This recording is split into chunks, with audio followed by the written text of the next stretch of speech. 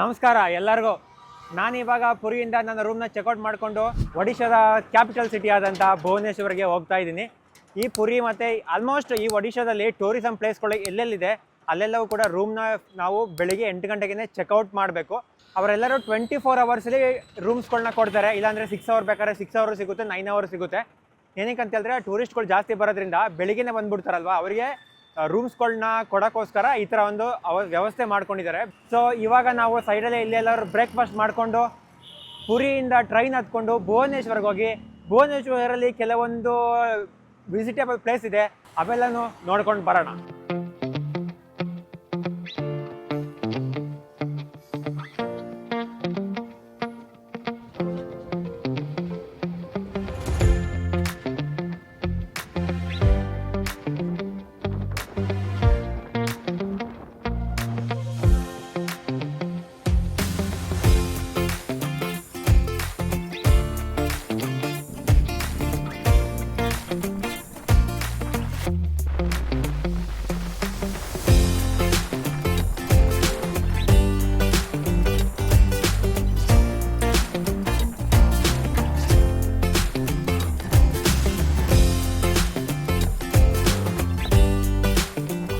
ನನ್ನ south India ಟ್ರಾವೆಲಲ್ಲಿ ಜಾಸ್ತಿ ನಾನು ಫುಡ್ ಬಗ್ಗೆ ರಿವ್ಯೂ ಮಾಡ್ತಾ ಇರಲಿಲ್ಲ. ನಮ್ಮ ಸೌತ್ ಇಂಡಿಯಾದಲ್ಲಿ ಎಲ್ಲೇ ಹೋದ್ರೂ ಕೂಡ ಒಂದೇ ಫುಡ್ ಟ್ರೆಡಿಷನ್ನು, ಯುವ ದೋಪು. ಅದ್ಯಾವ್ದಣ್ಣ ಅದು ಯುವ ದೋಪು? ಎಲ್ಲವನ್ನ ಅದನ್ನೇ ಕೇಳ್ತವನೆ. ನೀನ್ ನೋಡಿದ್ರೆ ಇನ್ನೂ ರೆಡಿನೇ ಮಾಡಿಲ್ಲ. ಇಡ್ಲಿ, ವಡೆ, ದೋಸೆ, ಪುರಿ, ಪೊಂಗಲ್ ಇದೊಂದೇನೆ ಸೌತ್ ಇಂಡಿಯಾದಲ್ಲಿ ಎಲ್ಲ ಕಡೆನೂ. ಹಾಗಾಗಿ ರಿವ್ಯೂ ಮಾಡಿರಲಿಲ್ಲ. ಇವತ್ತು ನಾನು ಹೋಗ್ತಾ ಇದ್ದೀನಿ ಒಡಿಶಾದ ಯಾವ್ದಾದ್ರು ಒಂದು ಬೇಕರಿಗೆ ಹೋಗ್ತೀನಿ. ಅಲ್ಲಿ ಅವರ ಫೇಮಸ್ ಫುಡ್ನ ಟ್ರೈ ಮಾಡ್ತೀನಿ. ಮತ್ತು ಇನ್ನೊಂದು, ಈ ರಸಗುಲ್ಲ ಅಂತ ಹೇಳುವ ಸ್ವೀಟ್ನ ಫಸ್ಟ್ ಇನ್ವೆನ್ಷನ್ ಮಾಡಿದ್ದೆ ಈ ಒಡಿಶಾದವರು.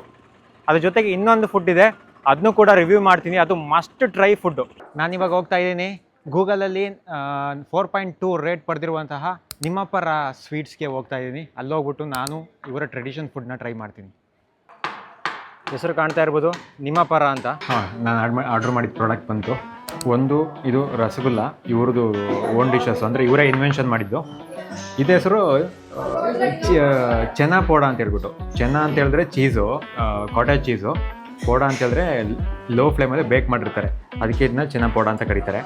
ಸೊ ಇದು ಮೇನ್ ಡಿಶ್ ಇಲ್ಲಿ, ಇವ್ರದ್ದು ಮಸ್ಟ್ ಟ್ರೈ ಡಿಶ್ ಇದು. ಅದ್ರ ಜೊತೆಗೆ ಇನ್ನೊಂದು ದಹಿ ವಡ, ನಮಗೆ ಇದು ಗೊತ್ತಿರುತ್ತೆ ಆಲ್ಮೋಸ್ಟು.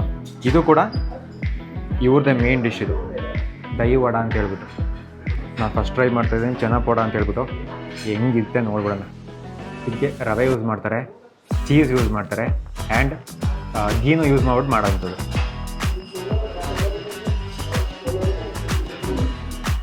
ಚೀಸ್ ನಾಮಸ್ಯ ಸ್ವಾಹ.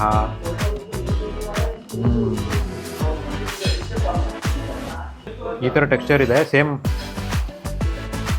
ಇದು ಒಂದು ಚೀಸ್ ಪಾಕ್ ಅಂತ ಬರುತ್ತೆ, ಅದರ ಇದೆ. ಶಿವ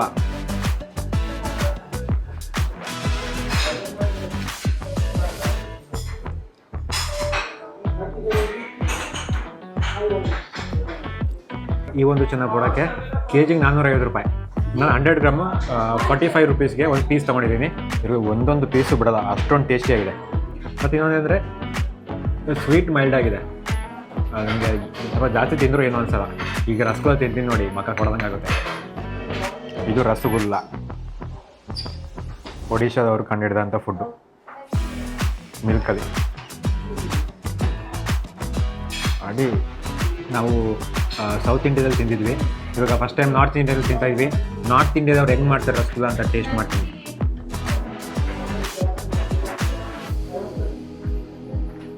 ಏನೋ ಡಿಫ್ರೆಂಟ್ ಆಗಿದೆಯಲ್ಲ ರಸಗುಲ್ಲ, ನಾನು ತಿಂದಂಗೆ ಇಲ್ವೇ ಇಲ್ಲ.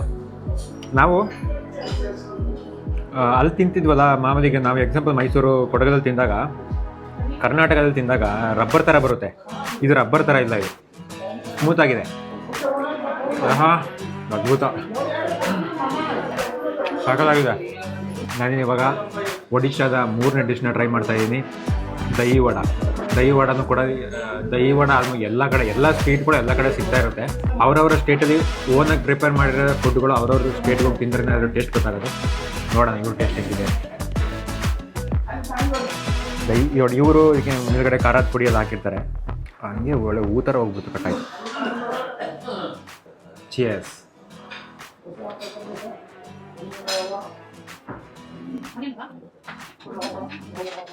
ಸೇಮ್ ಟೇಸ್ಟ್ ಇದೆ, ಏನು ವ್ಯತ್ಯಾಸ ಇಲ್ಲ. ಒಗ್ಗರಣೆ ಆ ಚಿಲ್ಲಿ ಪೌಡ್ರೆಲ್ಲ ಯೂಸ್ ಮಾಡಿದ್ದೀರಲ್ಲ, ಚೆನ್ನಾಗಿ ಟೇಸ್ಟ್ ಕೊಟ್ಟಾಗ. ಇವತ್ತು ಸಂಡೇ, ನಂದು ಇವತ್ತು ಚೀಟ್ ಮೀಲು, ಅದಕ್ಕೆ ಇವೆಲ್ಲನೂ ಟ್ರೈ ಮಾಡಿದೆ. ನೀವು ಅಷ್ಟೇ ಜಾಸ್ತಿ ಚೀಟ್ ಮೀಲೆಲ್ಲ ರೆಗ್ಯುಲರಾಗಿ ಟ್ರೈ ಮಾಡಬೇಡಿ, ವಾರಕ್ಕೆ ಒಂದು ಸಲ ಆದರೆ ಓಕೆ. ಶಿವ,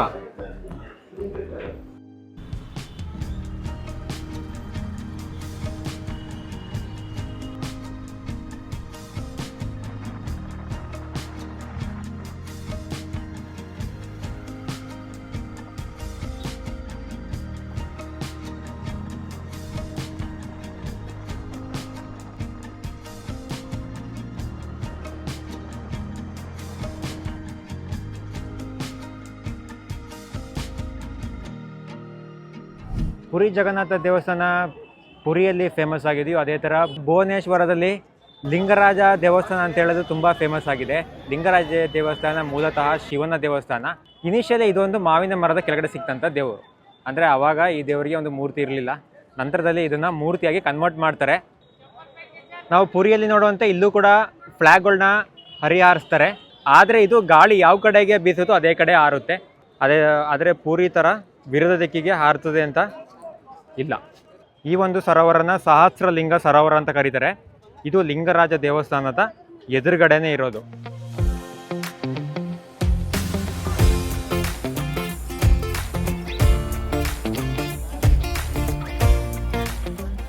ಈ ಒಂದು ಟೆಂಪಲ್ಲು 180 ಅಡಿ ಎತ್ತರದಲ್ಲಿದೆ. 20 ಮೀಟರ್ ಕಡಿಮೆ ನಾವು ಸೂರ್ಯ ಟೆಂಪಲ್ಗೆ ಹೋಲಿಸ್ಕೊಂಡ್ರೆ ಸೂರ್ಯ ಟೆಂಪಲ್ 200 ಅಡಿ ಬರುತ್ತೆ, ಇದು 180 ಅಡಿ ಎತ್ತರ ಬರುತ್ತೆ. ಈ ಒಂದು ಟೆಂಪಲ್ನ 11ನೇ ಶತಮಾನದಲ್ಲಿ ಸೋಮವಂಶಿ ಡೈನಾಸ್ಟಿ ಅವರು ಡೆವಲಪ್ ಮಾಡ್ತಾರೆ. ಅವರ ಡೈನಾಸ್ಟಿ ಎಂಡ್ ಆದಮೇಲೆ ಇದನ್ನು ಈಸ್ಟರ್ನ್ ಗಂಗಾ ಡೈನಾಸ್ಟಿ ಅವರು ಡೆವಲಪ್ಮೆಂಟ್ ಮಾಡ್ತಾರೆ. ಅಂದರೆ ಈ ಒಂದು ಪ್ರದೇಶನ ಅವರು ಆಳ್ವಿಕೆ ಮಾಡ್ತಾರೆ. ಹೆಂಗೆ ಪುರಿ ಜಗನ್ನಾಥನ ಆಳ್ವಿಕೆ ಮಾಡ್ತಿದ್ರು ಅದೇ ಥರ ಪುರಿ ಜಗನ್ನಾಥ ಟೆಂಪಲ್ಲು ಕೂಡ ಕಳಿಂಗ ಸ್ಟೈಲ್ದು ಡೆವಲಪ್ಮೆಂಟೇ. ನಾವೀಗ ನೋಡ್ತಾ ಇರುವಂತಹ ಲಿಂಗರಾಜ ಟೆಂಪಲ್ ಕೂಡ ಅಷ್ಟೇ ಕಳಿಂಗ ಸ್ಟೈಲಲ್ಲೇ ಡೆವಲಪ್ ಆಗಿರುವಂತಹ ಬಿಲ್ಡಿಂಗ್ಸ್ಗಳು ಆ ಒಂದು ಪಿರಮಿಡ್ ಶೇಪಲ್ಲಿ. ಇನ್ಸೈಡು ಕ್ಯಾಮ್ರಾ ಮೊಬೈಲ್ಸ್ ಎಲ್ಲ ಅಲೋ ಮಾಡಲ್ಲ, ಹಾಗಾಗಿ ಇನ್ಸೈಡ್ ಯಾವುದೇ ರೀತಿ ರೆಕಾರ್ಡ್ ಮಾಡೋಕ್ಕಾಗಿಲ್ಲ, ಆಗೋದು ಇಲ್ಲ. ಯಾರೇ ಬಂದರೂ ಕೂಡ ಇನ್ ಕೇಸ್ 2 ಜನ 3 ಜನ ಬಂದಾಗ ಬೇಕಾದ್ರೆ ಏನಾದ್ರು ನಾವು ಜುಗಾಡ್ ಮಾಡಿಕೊಂಡು ಕ್ಯಾಮ್ರಾನ ಎಕ್ಸ್ಚೇಂಜ್ ಮಾಡ್ಕೋಬೋದು. ಅದು ಬಿಟ್ಟರೆ ಡೈರೆಕ್ಟಾಗಿ ತೊಗೊಳಕ್ಕಾಗಲ್ಲ, ಯಾಕಂತಂದರೆ ಚೆಕ್ ಮಾಡ್ತಾರೆ, ಅಲ್ಲಿ ಗೊತ್ತಾಗುತ್ತೆ ಇನ್ಸ್ಟ್ರೂಮೆಂಟ್ ಏನಾದ್ರು ಇದ್ದರೆ. ಸೊ ಹಾಗಾಗಿ ಔಟರ್ ಏರಿಯಾದು ಮಾತ್ರ ನಮಗೆ ಇದನ್ನ ವಿಡಿಯೋ ರೆಕಾರ್ಡ್ ಮಾಡೋಕ್ಕಾಗಿರೋದು. 6ನೇ ಶತಮಾನದಲ್ಲಿ ಕೆಲವೊಂದು ಪಾರ್ಟ್ಗಳು ಅಷ್ಟೇ ಡೆವಲಪ್ಮೆಂಟ್ ಆಗಿರುತ್ತೆ. 11ನೇ ಶತಮಾನದಲ್ಲಿ ಇದನ್ನ ಕಂಪ್ಲೀಟ್ ಆಗಿ ಕನ್ಸ್ಟ್ರಕ್ಷನ್ ಮಾಡ್ತಾರೆ. ಪುರಿ ಜಗನ್ನಾಥದಲ್ಲಿ ಕಾಣುವಂತೆ ವೈಂಡ್ಗೆ ಆಪೋಸಿಟ್ ಆಗಿ ಫ್ಲ್ಯಾಗು ಫ್ಲೋ ಮಾಡ್ತಾ ಇಲ್ಲ ಇಲ್ಲಿರೋ ಫ್ಲ್ಯಾಗು. ಸೊ ಇದೇ ಆಶ್ಚರ್ಯ. ಓಕೆ, ನಾನು ಈ ಎಪಿಸೋಡ್ನ ಇಲ್ಲಿಗೆ ಮುಗಿಸ್ತಾ ಇದ್ದೀನಿ. ಒಂದು ವೇಳೆ ಈ ಒಂದು ಒಡಿಶಾ ಎಪಿಸೋಡ್ಸ್ಗಳು ನಿಮ್ಗೆ ಇಷ್ಟ ಆಗಿದ್ರೆ ಲೈಕ್ ಮಾಡಿ. ಮುಂದಿನ ಎಪಿಸೋಡಲ್ಲಿ ಸಿಗೋಣ. ಅಲ್ಲಿವರೆಗೆಲ್ಲರಿಗೂ ಬಾಯ್ ಬಾಯ್.